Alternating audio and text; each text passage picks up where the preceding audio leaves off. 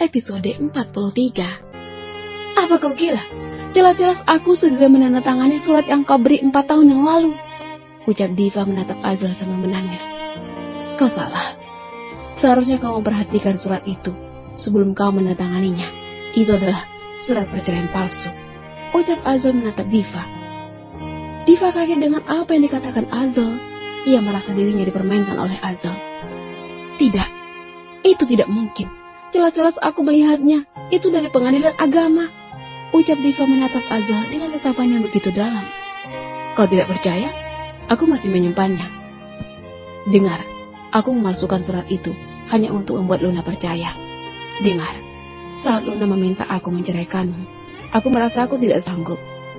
Dan lagi setelah aku melihat kau mual di kamar mandi, saat kau memasak di dapur, saat itulah aku bertekad hanya membuat surat perceraian palsu itu, ucap Azal memberi ponselnya kepada Diva.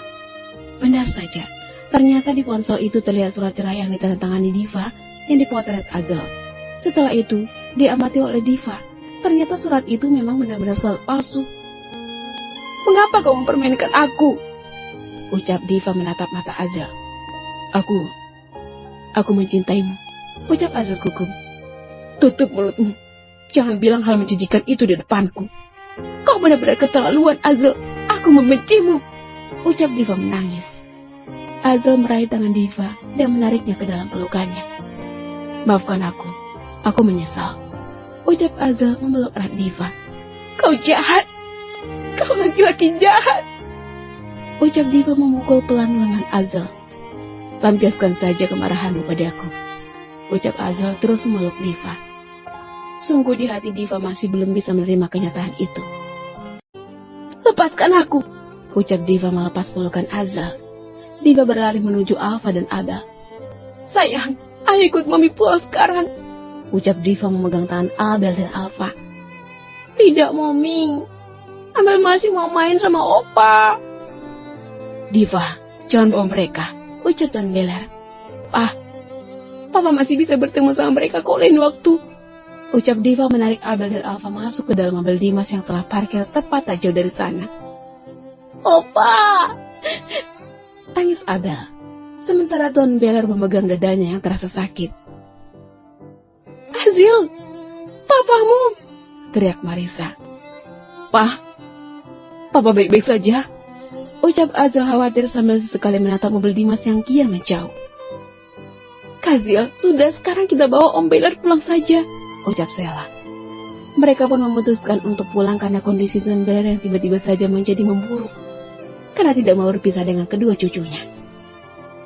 Di sisi lain, Mami jahat, ucap Abel. Sayang, Mami minta maaf, ucap Diva serba salah. Apa yang terjadi, Diva? Tanya Dimas bingung sambil menyetir mobil. Nanti aku cerita di rumah, ucap Diva kepada Dimas. 20 menit berlalu, kini Dimas pun memberhentikan mobilnya tepat di depan rumah Diva.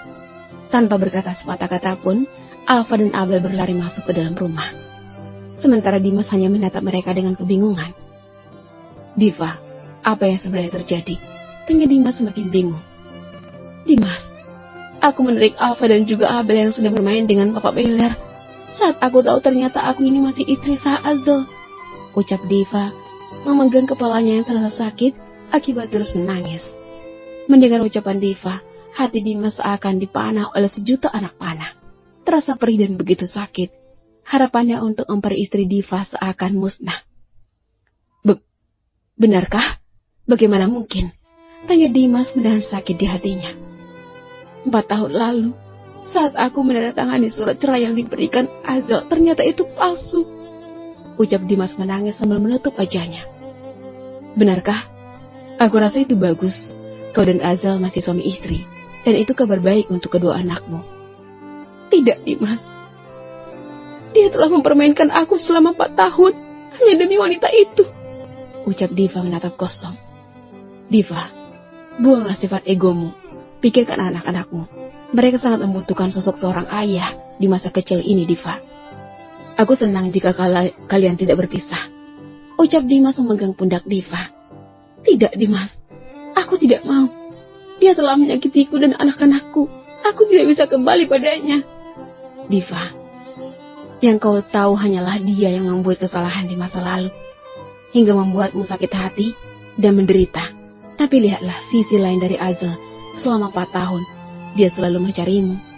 Dan aku tahu itu, karena dia pernah beberapa kali mendatangiku. Asal kau tahu, sudah cukup selama 4 tahun dia menebus kesalahannya, Diva. Cobalah, buka pintu hatimu, ucap Dimas membujuk Diva. Tapi Dimas, aku benar-benar tidak bisa, ucap Diva menatap Dimas. Pikirkanlah baik-baik.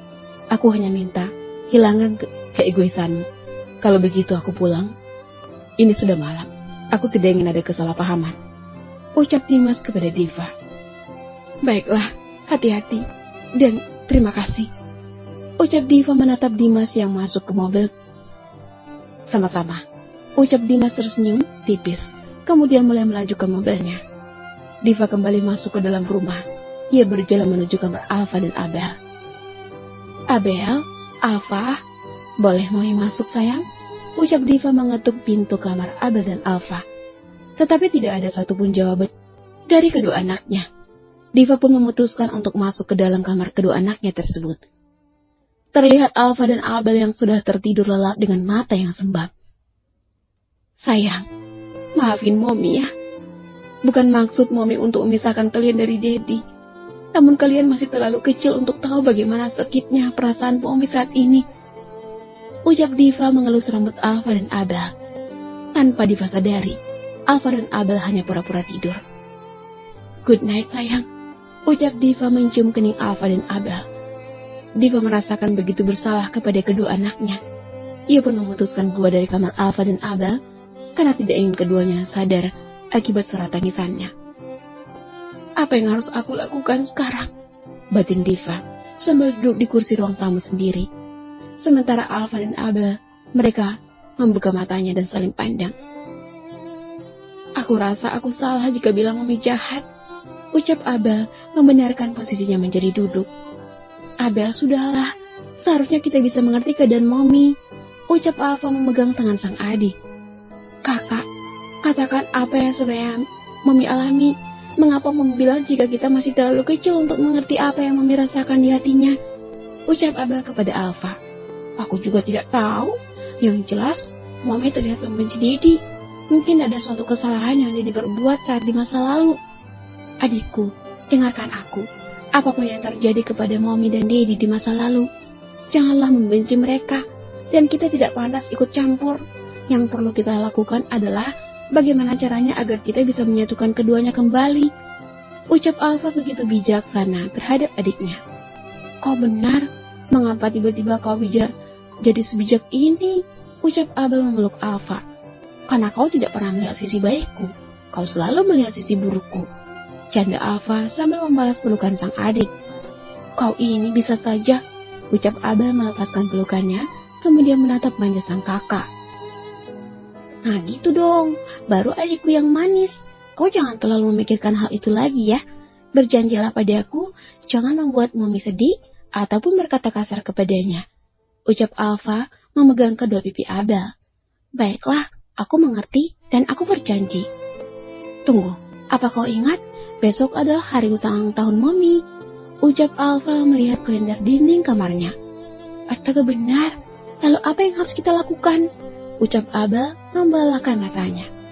Tentunya memberikan kejutan untuk Mami, ucap Alfa menatap sang adik. Ya, aku tahu, tetapi bagaimana caranya? Sebenarnya aku punya ide, tetapi aku tidak tahu apakah akan berhasil atau tidak, ucap Alfa menaruh jari telunjuk ke bibirnya. Katakan saja, aku akan membantumu. Kini telepon Dedi, minta Dedi untuk kemari besok, dan minta Dedi untuk membawa bunga dan juga kue ulang tahun untuk Mami. Mungkin saja itu akan membuat Mami dan Dedi menjadi berbaikan, ucap Alfa kepada sang adik. Idemu bagus kakak, tapi bagaimana kita menelpon Dedi? Ucap Abel kebingungan. Itu gampang, setelah Mami tidur, kita tinggal ambil ponsel Mami dan menghubungi Dedi, ucap Alfa santai. Bodoh, apa kau gila? Itu namanya mencuri. Dan apa kau yakin Mami akan memiliki nomor ponsel Dedi? Ucap Abel memukul kepala Alfa. Au, kepalaku sakit sekali. Kau ini benar-benar jahat. ucap Alfa memegang kepalanya. Alice, maaf, tetapi yang aku katakan itu adalah benar, ucap Abel menyulkan bibirnya. Begini saja, jika ponsel Mami tidak ada nomornya Dedi, kita minta saja Om Dimas untuk mengirimkan nomor Dedi, ucap Alfa tersenyum. Apa kau yakin itu akan berhasil? Ucap Abel menaikkan satu alisnya. Sudahlah, kau jangan memikirkan itu. Yang penting kau bantu aku untuk menjalin rencana kita, ucap Alfa bersemangat. Baiklah, aku setuju, ucap Abel menatap kakaknya dengan tatapan yang tidak bisa diartikan. Lalu sekarang tunggu apa lagi? Cepat ke kamar Mami dan ambil ponsel Mami, ucap Alfa merintah sang adik. Baiklah tunggu di sini, ucap Abel turun dari ranjangnya dan berjalan keluar dari kamar. Abel pun berjalan mengendap-endap keluar dari kamarnya. Ia tidak tahu jika Diva masih duduk di ruang tamu. Abel, sayang, kau mau kemana? Ucap Diva saat melihat Abel. Abel pun kaget mendengar suara maminya yang memanggilnya. Aduh, gawat, ketahuan, batin Abel. Sayang, apa kau mendengar Mami? Tanya Diva kembali. Abel pun membalikkan badannya dan menghadap Diva. Mami, aku tidak bisa tidur. Bolehkah aku meminjam ponsel Mami sebentar? Ucap Abel mendekati Diva. Tidak bisa tidur? Meminjam ponsel? Ucap Diva menaikkan satu alisnya. Iya, aku ingin mendengar lagu anak-anak menggunakan ponsel Mami agar aku bisa tidur. Ucap Abel begitu pintar berbohong. Astaga sayang, ya sudah ini, ambil dan masuk ke kamar sekarang ya. Ingat, setelah mendengar lagu, tidurlah dengan nyenyak. Ucap Diva tanpa ada rasa curiga. Yeay, terima kasih Mami. Ucap Abel mencium pipi Diva kemudian berlari masuk ke dalam kamarnya. Bagaimana? Dapat? Ucap Alfa melihat adiknya yang naik ke atas ranjang. Tentu saja, dan bukan dengan cara mencuri seperti yang kau sarankan, ucap Abel bangga. Lalu, aku meminjamnya dengan alasan ingin mendengar lagu anak-anak. Dan sekarang, itu tugasmu. Ucap Abel memberikan ponsel itu kepada Alfa. Baiklah, aku akui kau memang pintar, ucap Alfa agar sang adik tidak menjadi kesal. Terima kasih, ucap Abel bangga sambil terus manisnya. Alfa pun mencari kontak Azel, tetapi sama sekali tidak ada. Lalu ia pun SMS Dimas dengan menyamar sebagai maminya. Dimas, bisakah kau kirimkan nomor Azel? Tanpa curiga Dimas pun mengirimkannya. Karena Dimas berpikir karena Diva akan menyelesaikan masalahnya dengan Azel. Itu 08XX. Balas Dimas. Yes, aku dapat nomornya Dedi, ucap Alfa senang. Sementara Abel hanya melirik kelakuan kakaknya yang nakal. Di sisi lain, Azel dan yang lainnya baru saja tiba di mansion. Hati-hati Pak, ucap Azel menurunkan Tuan Beller dari mobil. Setelah itu mereka pun masuk ke dalam mansion. Suasana saat itu menjadi hening. Semua wajah tidak ada satupun yang tersenyum. Mungkin masih bersedih karena kejadian di taman hiburan tadi. Pak, istirahatlah, ucap Azel membantu Tuan Beller naik ke ranjangnya. Terima kasih Zel, ucap Tuan Beller. Aku keluar dulu Pak, ucap Azel berlalu keluar dari kamar Tuan Beller. Sementara Tuan Beller hanya menganggukkan kepalanya. Ia tahu saat ini semua orang di rumah bersedih, termasuk dirinya sendiri, karena tak bisa berlama-lama dengan kedua cucunya. Tetapi yang paling terpuruk saat ini adalah Azel. Azel pun masuk ke dalam kamarnya, kemudian mengunci pintu kamarnya. Ponsel Azel berbunyi menandakan ada telepon masuk. Halo, siapa ini? Dedi, dari Alfa. Alfa? Ucap Azel kaget. Sayang, nomor siapa ini? Mengapa kau belum tidur? Dan dari mana kau mendapatkan nomor Dedi? Tanya Azel kebingungan.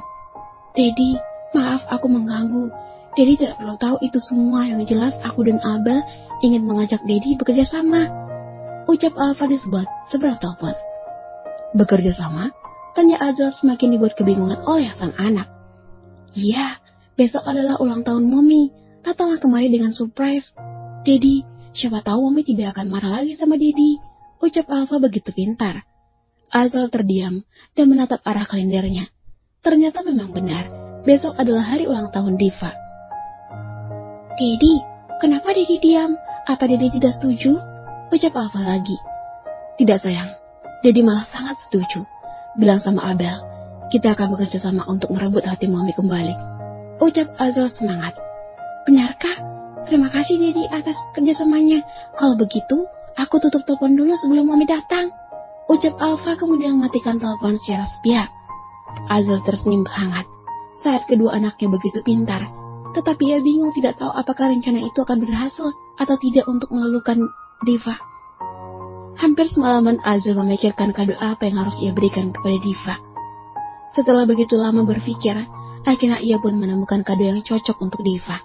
Ia pun menyuruh asisten barunya untuk segera menyiapkan kado tersebut untuk ia bawa besok pagi.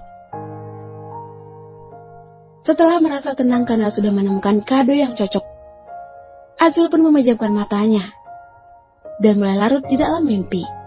Sementara di sisi lain, Diva tidak bisa tidur karena ucapan Dimas yang menyebut dirinya egois telah memisahkan anak-anak dari Azel. Kata-kata itu terus terngiang di kupingnya, sehingga susah untuk tidur. Dan Diva juga masih tidak menyangka jika ia masih bergelar status istri sah dari Azel Buana. To be continue.